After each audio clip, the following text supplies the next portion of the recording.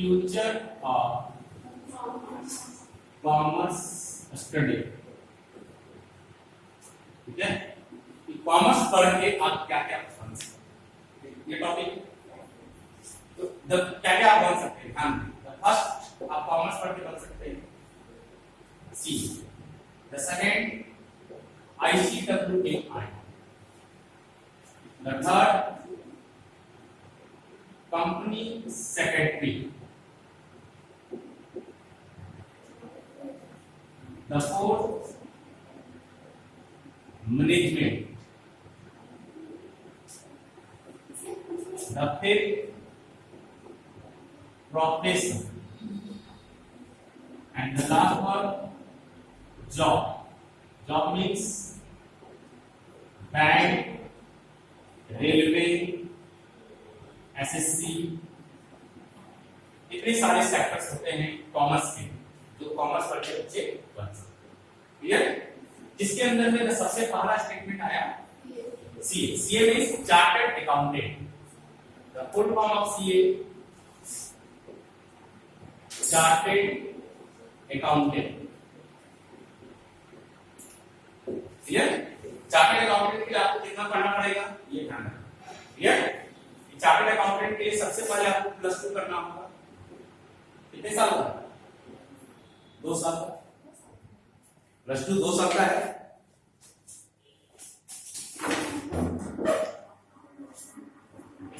Clear? +2 करने के बाद जो आप 11 12 +2 की 11 12 2 साल हुआ। इसके बाद आप क्या करेंगे, सीए में एडमिशन लेंगे। अगर आप रेगुलर पास करेंगे तो ये 4.5 साल का होगा। ठीक है, 4.5 साल का कोर्स है। इसमें आप सीए बन जाएंगे। इसका जो परसेंटेज रिजल्ट जो इस साल गया है वह है 100 बच्चे में से 6 बच्चे तकरीबन सीए बन गए। 100 बच्चे में से 6 बच्चे सीए बनते हैं। इसके लिए आपका जो डेली स्टडी पॉइंट है वो होना चाहिए तकरीबन 12 घंटा कम से कम डेली आपको आज से पढ़ना। 11 से 12 घंटा। क्लियर? इसके बाद इसका जो खर्च है बहुत मिनिमम खर्च है। आप ज्यादा से ज्यादा आपका 1 to 2 लाख खर्चा होगा, 1 से 2 लाख का खर्च होगा। ठीक है, और इसमें आप सीए बन जाएंगे। सीए के लिए सबसे बड़ा बात यह आपको बता देते हैं कि अभी कुछ दिन पहले प्रधानमंत्री नरेंद्र मोदी का स्टेटमेंट आया था कि एक सीए का सिग्नेचर का वैल्यू वो है जो एक प्रधानमंत्री की सिग्नेचर का वैल्यू। ठीक है, मतलब प्रधानमंत्री जिस चीज में साइन करता है सीए का सिग्नेचर का वैल्यू आज नहीं। ठीक है, तो सीए कहा जाए तो क्या है भाई, तो CA that is what accounts का भगवान। ठीक है, जितने भी अकाउंट्स के रूल बनते हैं या कोई भी नया चीज लागू होता है, चाहे जीएसटी लागू हुआ, ये सारे का जो परफॉर्मेंस बनाना होता है, जो रूल बनाना होता है, ये सारे रूल कौन बनाते हैं? सीए बनाते हैं। क्लियर? और सीए में क्या है, जनरली आपके लिए नौकरी बहुत कम ही लोग करते हैं। जनरली अपना काम करते हैं, अपना ऑफिस खोल के कंपनी का काम करते हैं, उसका कमाई तो पता नहीं। पर सीए एक ऐसा जॉब है जहां पर आपको जॉब नहीं ढूंढना होगा, जॉब आपको ढूंढेगी। मतलब आपके पास विभिन्न कंपनी का ऑफर आएगा, जैसे आप पास कर जाओगे, कंपनी का ऑफर आएगा, मेरे आ जाइए, आपको इतना सैलरी देंगे, आप मेरे आ जाइए, आप मेरे आपको इतना सैलरी, आपको जॉब ढूंढने की जरूरत नहीं। सबसे बड़ा खासियत है। और ऐसा कोई भी जॉब पूरे एरिया में दूसरे सेक्टर में नहीं, साइंस में नहीं है ऐसा जॉब आपको ढूंढ रही है। इसी की चीज साइंस में आज आप इंजीनियर बन जाइए, देखिए लाख करोड़ इंजीनियर बेकार पड़े हुए हैं। हम लोग के पास आते हैं सर्टिफिकेट पाने के लिए दीजिए। ठीक है, ये हाल है साइंस। कॉमर्स में सीए एक ऐसा स्कोप है जहां आपको जॉब नहीं ढूंढना। Next topic आईसीडब्ल्यूआई। सीए का थोड़ा सा छोटा भाई इसको कह सकते हैं। ठीक है, छोटा भाई मींस इसको हम कहते हैं पोस्ट अकाउंटिंग। सेम कोर्स है, इसमें भी +2 2 ईयर। इसके बाद आईसीडब्ल्यूए टोटल 4.5 साल। ठीक है, इसमें भी सेम खर्चा है, लेकिन इसमें रिजल्ट जो है 100 में से तकरीबन 10 बच्चे पास कर जाते हैं। ठीक है, और इसका भी फील्डिंग स्टडी है, ये भी 12 घंटा है। ठीक है, खर्चा भी 1 से 2 लाख। ठीक है, और ये भी एक ऐसी पढ़ाई है जो आपके लिए बहुत आसान है। बस दोनों में अंतर क्या है कि अगर आप सीए बनना चाह रहे हैं तो 2 चीज आपका स्ट्रांग होना चाहिए, एक कैलकुलेशन और दूसरा मेमोरी पावर, रखने की कैपेसिटी। अगर दोनों स्ट्रांग हो तो आप सीए कर पाएंगे। आईसीडब्ल्यूए में कैलकुलेशन काफी मजबूत होना चाहिए। अगर आपका कैलकुलेशन मजबूत है तो भी आप आईसीडब्ल्यू बन पाएंगे। क्लियर? तो इसमें सारा काम कैलकुलेशन होता है। पोस्ट अकाउंटेंट क्या करते क्या है, तो कोई भी प्रोडक्ट जब बनने जाके जा रहा है तो उसके सारे कॉस्ट को डिटरमाइन करते हैं कि मैक्सिमम उसमें कितना लागत पड़ेगा, उस लागत को कितना कम किया जा सके।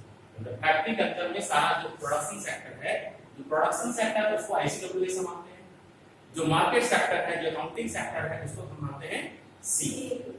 Clear? The third part is called company secretary. Company secretary क्या है, ये भी +2 2 साल। इसका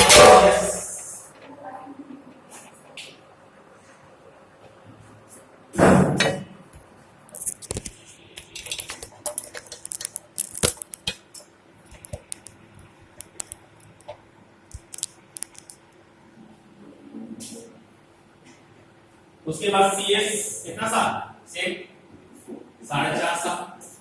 इसमें 100 बच्चे में से तकरीबन 25 बच्चे पास होते हैं, लेकिन खासियत ये है इस 25 बच्चों में से 15 गर्ल्स स्टूडेंट, 15 गर्ल्स और 10 बॉयज। इसमें बॉयज कम होते हैं, गर्ल्स ज्यादा होती है। क्लियर? मालूम है गर्ल्स ज्यादा क्यों होती है? गर्ल्स के पास एक कैपेसिटी होती है जो बॉयज के पास नहीं होती। जानते हो कैपेसिटी क्या है? गर्ल्स के पास रटने की कैपेसिटी होती है जो बॉयज के पास नहीं होती। ठीक है, गर्ल्स रटने में एक्सपर्ट होती है, और ये जो सीएस जो कंप्लीट है ये कंप्लीट रटने वाला टॉपिक है। ठीक है, सेम तो आइए सब कुछ सेम है, ये सारे प्रोसेस इसमें सेम आएंगे। ठीक है, इसमें जो इनकम है वो इनकम क्या है, नो लिमिट, इसका कोई लिमिट नहीं। इसमें जो इनकम है वो तकरीबन स्टार्टिंग सैलरी 30,000 से होगी, मैक्सिमम 1 लाख तक है। ठीक है, इसके बाद कंपनी सेक्रेटरी जो गर्ल्स के लिए बेटर है, रखने एक्सपर्ट होने चाहिए। इसकी ये स्टार्टिंग सैलरी 30,000 है और मैक्सिमम आपका 80,000 तक जनरली जाता है। कोई दिक्कत? ये सारे इसको समझ में आ गए। The in base factor of the account, जो इसको हम लोग बोलते हैं आपको फाउंडेशन कोर्स। क्लियर? जो बच्चे मेनली ज्यादा पर इसमें जाते हैं, लेकिन बड़े बच्चे जाएंगे वो नहीं। इसके बाद आता है एक management sector. Management sector means +2 2 year graduation. Graduation मतलब आप बीकॉम कीजिए, बीबीए कीजिए, कोई भी बैचलर डिग्री। बैचलर डिग्री कितना साल का होता है? 3 साल। इसके बाद आप एमबीए 2 साल। क्लियर? खर्च कितना है? इंटर में ज्यादा खर्चा होता नहीं है, इंटर में तो 20,000 में निपट जाएगा। ग्रेजुएशन 3 साल का है। अगर आप बीकॉम करेंगे, बीकॉम दो सेक्शन आता है। अगर आप बीकॉम के सेक्टर से जाते हैं या फिर आप बीबीए के सेक्टर से, बीकॉम के सेक्टर से जाइएगा तो 20,000 रुपए का ग्रेजुएशन पे खर्चा है, ग्रेजुएशन में जाइएगा तो 40,000 का खर्चा है, और एमबीए कीजिएगा तो तकरीबन 5 लाख रुपए बढ़िया कॉलेज से कीजिएगा तो खर्चा है। अगर आप बीबीए के थ्रू जाते हैं तो इसमें तो 20,000 ही लगेगा, इसमें जब जाएंगे तो 3 लाख लगेगा, इसमें जब जाएंगे तो इसमें यानी 8,20,000 लगेगा, इसमें यानी 5,60,000 रुपए लगेगा। दोनों में कोई अंतर नहीं है, दोनों में आपको एमबीए की डिग्री मिलेगी। एमबीए डिग्री में इसमें रिजल्ट क्या है कि 100 बच्चे में से 90 बच्चे पास करते हैं। ठीक है, इसमें जो बच्चे फेल नहीं होते हैं, लेकिन क्या है कि ये कॉलेज का रेपुटेशन है। आप ऐसा कॉलेज को चुनते हैं, जितना पैसा लगेगा उस हिसाब से आपको कॉलेज मिलेगा और उसी हिसाब से आपको नौकरी मिलेगी। जैसे आप 10 लाख वाला कॉलेज में गए तो अच्छा नौकरी मिलेगा, 5 लाख वाले 5 लाख वाला कॉलेज में गए तो अच्छा नौकरी मिलेगा। अगर आप 20,000 वाला कॉलेज में जाइएगा तो नौकरी नहीं मिलेगा। ये इस पर डिपेंड करता है कि आपका कॉलेज कैसा है, कैसा कॉलेज रहेगा वैसे आपको नौकरी मिलेगी। क्लियर? समझ में आ गया ये सेक्टर? अब the next sector is professor. ठीक है, प्रोफेसर के लिए +2 2 साल, बीकॉम 3 साल, एमकॉम 2 साल, पीएचडी 4 साल।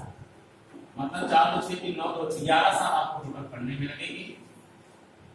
ठीक है, लेकिन इसमें जो स्टार्टिंग सैलरी होगी वह तकरीबन होगी 1 लाख से आपकी सैलरी स्टार्ट होगी अगर आप ऑफिसर बन जाते हैं।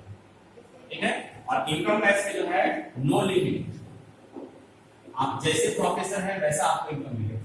अगर आपको आपकी क्वालिटी बेटर है तो आप बहुत ऊंचा पोस्ट में जा सकते हैं और बहुत ऊंचे पैसे कमा सकते हैं। जैसे अगर आप पीएचडी होल्डर है तभी आपको एजुकेशन का बुक लिख सकते हैं, और एजुकेशन का बुक लिखने के बाद अगर वो बुक चल गया तो आपकी कमाई कहाँ रहेगी ये आप भी समझ सकते हैं। क्लियर? ये वो सेक्टर। और इसमें क्या है, इसमें मेरिट कॉपी है। मेरिट कॉपी कैसे है, यहाँ पर परसेंटेज ऑफ नंबर दिख रहा है। परसेंटेज ऑफ नंबर मतलब अगर आप इसमें फर्स्ट डिवीजन आइएगा तो इसमें एडमिशन, इसमें फर्स्ट डिवीजन आइएगा तो इसमें एडमिशन, इसमें फर्स्ट डिवीजन आइएगा तो इसमें एडमिशन। बिना फर्स्ट डिवीजन का एडमिशन नहीं, ठीक है? और प्लस हाई रैंकिंग, बहुत ज्यादा सीटों में बहुत कम सीट है जिन बच्चों यहाँ तक पहुंच पाते हैं, ठीक है? आज अगर देखा जाए, हम तो विनोबा यूनिवर्सिटी से जुड़े हुए हैं, विनोबा यूनिवर्सिटी में देखते हैं कि हर साल ग्रेजुएशन करने वाले तकरीबन एक सेक्टर से, कॉमर्स सेक्टर में विनोबा कॉलेज के पास तकरीबन 6 से 7,000 स्टूडेंट होते हैं, जबकि पीएचडी तक पहुंचने वाले मात्र 25-30 स्टूडेंट हर साल होते हैं। सिर्फ 25-30 स्टूडेंट होते हैं जो पीएचडी करते हैं हर साल, एडमिशन लेते हैं, करते कंप्लीट नहीं, कंप्लीट करने का कोई लिमिट नहीं। समझ में आ गया? इसमें क्या है कि जो बच्चे पीएचडी तक पहुंचते हैं वो बच्चे पीएचडी पास कर ही जाते हैं, वो जल्दी फेल नहीं, वो करेगा। अगला लास्ट चैप्टर आया हमारा बैंक रेलवे। +2 कीजिए 2 साल, ग्रेजुएशन कीजिए 3 साल, इसके बाद जॉब की तैयारी में लग जाइए, ठीक है? बहुत सारे कोचिंग संस्था खुली हुई है, आइए बैंक की तैयारी कीजिए, एसएससी की तैयारी कीजिए, रेलवे की तैयारी कीजिए और चप्पल घिसते रहिए। स्टाफ सिलेक्शन कमीशन, ठीक है? और चप्पल घिसते रहिए। आपकी इसमें क्या है कि आपका किस्मत और मेहनत दोनों चाहिए, तभी आपको जॉब मिलेगा। क्लियर? ये चीज है। और जनरली अगर एवरेज देखा जाता है तो 10,000 बच्चों में से एक बच्चे को जॉब जो इस सेक्टर में रहते हैं, 10,000 बच्चों में से एक सेक्टर को जॉब मिलता है, ठीक है? अब आपको ये डिटरमाइन करना है कि आप किस सेक्टर को चुनते हैं। एक कहावत आप लोगों ने सुनी है कि अगर आप 2 नाव में पैर रखेंगे तो आप, क्लियर?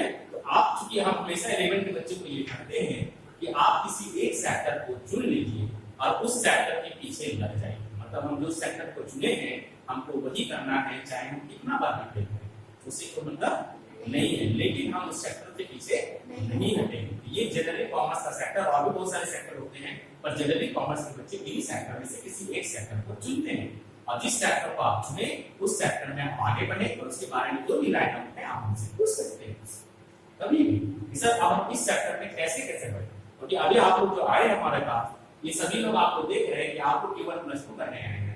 +2 करने के बाद आपको चुनना है कि सर हम ये सेक्टर में जाएंगे तो हमको जॉब कैसे मिलेगा, हम कैसे आगे इसको बढ़ सकते। ये सारी चीजों को आपको ध्यान में रखना होता है, ठीक है? सबसे बढ़िया ऑप्शन सीए, ठीक है? क्योंकि गर्ल्स और जो भाई सीए डर लगता है, तो क्योंकि हम लोग झारखंड बोर्ड के बच्चे हैं, थोड़ा सा भाई कमजोर होते हैं, तो कैटेगरी हम लोग सरकार बना दिया है, एक ठप्पा लगा दिया है कि हम लोग कमजोर है। ऐसा नहीं है, हम लोग भी झारखंड का प्रोडक्ट है, झारखंड बोर्ड एक प्रोडक्ट है, और ऐसा नहीं है। अगर आप मेहनत करते हो तो इसी वाले बच्चे से ज्यादा अच्छे बच्चे होते हैं झारखंड बोर्ड, ठीक है? क्योंकि आप सिर्फ और सिर्फ खुद से मेहनत करते हैं, आपकी मेहनत में आपकी स्कूल का कोई साथ नहीं होता है, जबकि यहाँ पर आपकी मेहनत में स्कूल का भी साथ होता है।